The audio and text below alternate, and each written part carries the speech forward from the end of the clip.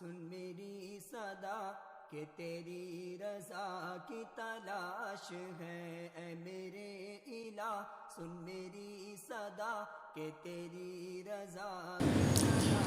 حضرت ابو ہریرہ رضی اللہ عنہ سے روایت ہے، کہا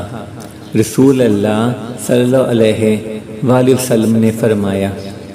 جس شخص نے سورج کے مغرب سے طلوع ہونے سے پہلے توبہ کر لی، اللہ تعالیٰ اس کی توبہ کو قبول فرمائے گا۔